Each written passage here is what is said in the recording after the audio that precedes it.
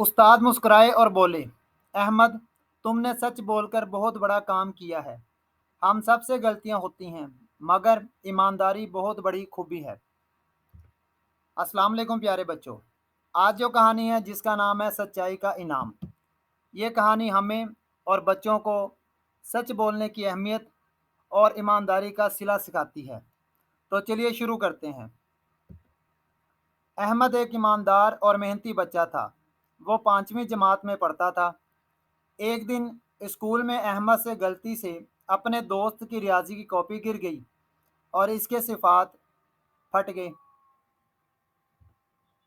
इसके दोस्त आदिल ने शिकायत कर दी। उस्ताद ने सबसे पूछा, लेकिन कोई आगे ना आया। अहमद जानता था कि गलती इसकी है। कुछ लम्हे के लिए वो डरा, लेकिन फिर वो आगे बढ़ा और कहा, सर, ये गलती मुझसे हुई है, मुझे माफ़ कर दें।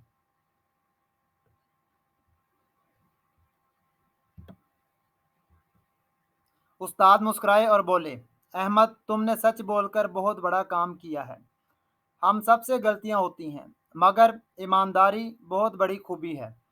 उस्ताद ने अहमद को सबके सामने शाबाश दी और कहा, सच बोलने वाला हमेशा इज्जत पाता है। इखलाकी सबक: सच्चाई हमेशा कामयाबी और इज्जत का रास्ता है। तो बच्चों, वीडियो पसंद आए तो लाइक करें, शेयर करें और सब्सक्राइब करना मत भूलें, ताकि आपको ऐसी मज़ीद वीडियो मिलती रहेंगी। अल्लाह हाफिज़।